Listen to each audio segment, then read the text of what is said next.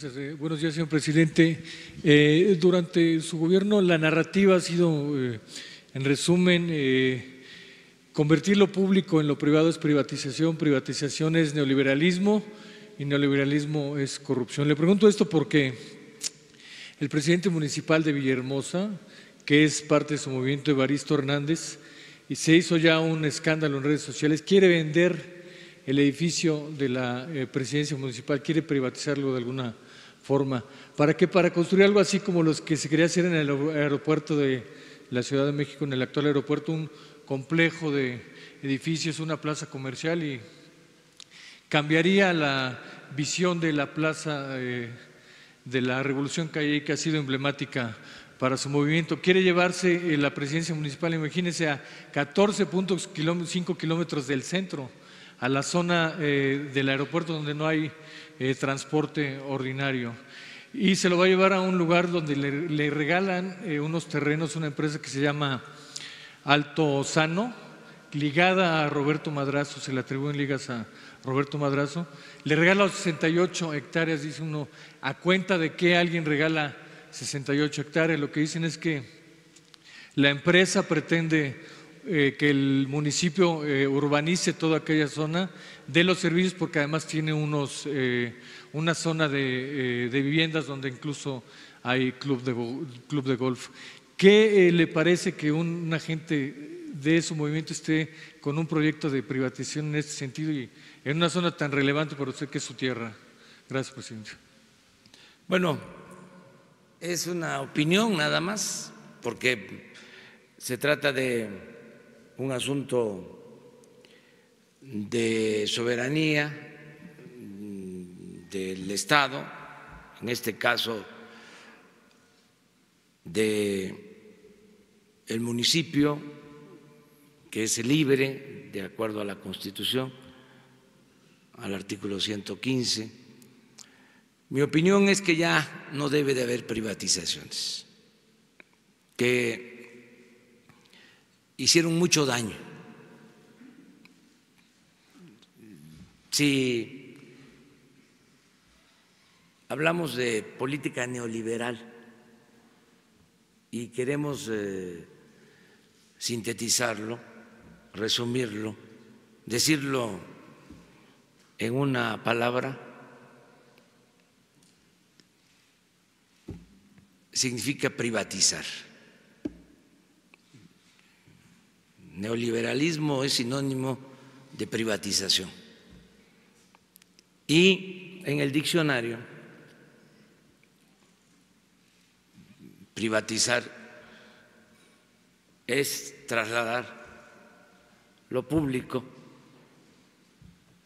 a particulares, convertir lo público en privado. Eso es privatizar. Esa política debe de desaparecer por completo, porque fue el parapeto para llevar a cabo en nuestro país el saqueo más grande que se haya consumado en toda la historia. Nunca se había robado tanto, se había saqueado tanto en la historia de México. Ni siquiera en el periodo colonial, que fue un gran saqueo. En estos 36 años es cuando ha habido más saqueo, más robo en toda la historia del país. Se puede demostrar, se puede probar. Entonces, ya no hay que permitir eso. Es una opinión terminar con las privatizaciones. Y yo creo que la gente está consciente de que no se pueden privatizar edificios públicos, no se puede privatizar el agua, no se debe de privatizar el petróleo, no se deben de privatizar los recursos naturales. Entonces, si se está presentando esta situación en Tabasco, en Villahermosa, yo creo que la misma gente, porque hay, como hemos dicho varias veces, mucha conciencia ciudadana, y ahora sí cuenta la fuerza de la opinión pública. Entonces estoy seguro que la gente no aprobaría el que se vendan edificios públicos, eso no se debe de permitir. No ha resultado benéfico el seguir con esa política, en nada. ¿Dónde están los buenos resultados? ¿Qué se ganó con la privatización de los ferrocarriles? A ver, ¿qué se ganó con la privatización de las minas? ¿Qué se ha ganado con la privatización parcial, afortunadamente, del petróleo, de la industria eléctrica? Si funcionara esa política, no hubiésemos tenido tasas de crecimiento del 2% en 36 años. No hubiese crecido tanto la pobreza, la inseguridad, la violencia. Entonces, ¿cómo seguir con esa política privatizadora? Entonces, ya hacerla a un lado, fin al neoliberalismo. Y no es un asunto político, ideológico, es de juicio práctico. No hay buenos resultados. Antes del periodo neoliberal, la economía creció en promedio 6% anual durante 50 años, 6%. Y en el periodo neoliberal, 2%. Entonces, ¿por qué seguir con un modelo que no ha dado resultado, pero que además nos perjudicó? Entonces, nada de esa tentación de estar vendiendo parques, terrenos, edificios, bienes del pueblo, de la nación. Les pongo un ejemplo reciente. Se cuenta con los terrenos donde estaba la fábrica de armas de la Secretaría de Defensa en Santa Fe, más de 100 hectáreas de lo mejor. Estamos hablando de la zona limítrofe con Santa Fe. Hay en esa zona hasta manantiales que abastecen de agua el bosque de Chapultepec. Ya se había hecho una evaluación, ya había un interés inmobiliario, se iba a vender 12,000 millones de pesos. y se decidió que no. Va a ser la cuarta sección del bosque de Chapultepec. Entonces, todo lo que podamos hacer de esa manera, de ahí la importancia, volvemos a lo mismo, de no permitir la corrupción, y de ahí la importancia de la austeridad, que no es un asunto administrativo, es un asunto de principios. No puede haber un gobierno rico con pueblo pobre. Entonces esto les cuesta trabajo entenderlo, y entiendo que están enojados, molestos, pero va la cuarta transformación, cero corrupción, cero impunidad. Y a los que les preocupa que haya desabasto de medicamentos, ¿qué les podemos decir? Que ya se va a resolver mucho mejor, que ya no va a haber abasto y no va a haber corrupción. ¿Y qué les digo a los que tenían intereses y que vivían al amparo del poder público haciendo negocios?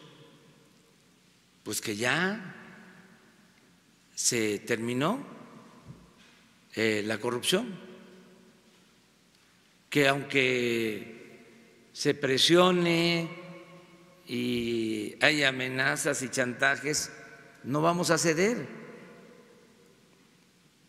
El principal problema de México es la corrupción. Ayer recibí a un empresario sueco de una empresa global que se dedica a la producción de muebles y le decía que además de la importancia de la inversión que van a llevar a cabo en el país, que nos importa que haya inversión, celebrábamos que esta empresa fuese de un país en donde no hay corrupción, porque en los países nórdicos, Suecia, Dinamarca, Noruega, no hay corrupción, cuesta trabajo que entiendan este tema de la corrupción, porque no está en su concepción. Pero ¿cuál es la ventaja? En estos países donde no hay corrupción, no hay pobreza, hay estado de bienestar, la atención médica y los medicamentos son gratuitos, la educación es gratuita, tienen pensiones al llegar a una determinada edad, tienen un estado de bienestar que garantiza la seguridad de los habitantes de estos países, y por lo mismo no hay violencia. Entonces, ¿qué es lo que queremos? Llevar a cabo algo parecido, y no necesitamos importar comportamientos de honestidad de Suecia, de Dinamarca, de Noruega. Tenemos en nuestro país esa virtud, ese valor. Nuestro pueblo es honesto, Hay una gran reserva de valores culturales, morales, espirituales para regenerar a México. Faltaba nada más la decisión de que se acabe con la corrupción, y el mal ejemplo se da arriba, no es abajo. Entonces, por eso vamos a limpiar de corrupción y eso nos va a permitir el renacimiento de nuestro querido México. Ese es el planteamiento. Entonces, es una recomendación en general de que no haya privatizaciones. Gracias, presidente. La segunda pregunta, muy breve, presidente. Me llamó mucho la atención la carta que le envía el expresidente Calderón el 11 de enero para solicitarle protección para él y para su familia. Argumenta que no tiene dinero él para pagar. Y la frase textual que él usa, cito, dice: contrario a lo que se piense, no robé ni me enriquecí. Cierro la cita del expresidente. Más allá de las percepciones, señor presidente, ¿hay evidencia, hay información de que el expresidente Calderón dice la verdad, que no robó ni se enriqueció, o hay evidencias de lo contrario? Gracias, señor presidente. No puedo yo hacer un juicio, eso corresponde a todos y no se puede señalar a nadie si no se tienen pruebas. Hay que indagar sobre esos hechos, pero no nos corresponde a nosotros. En mi caso, yo ya en su momento, cuando fui opositor, hice denuncias hasta formales, presenté denuncias en contra de todos los gobernantes del periodo neoliberal, pero yo ahora tengo otro encargo y pues no puedo hacer juicios, como se dice en la Biblia, juicios temerarios. Entonces, ¿nos quedamos con el juicio de la opinión pública? Sí, la voz del pueblo, que es la voz de la historia y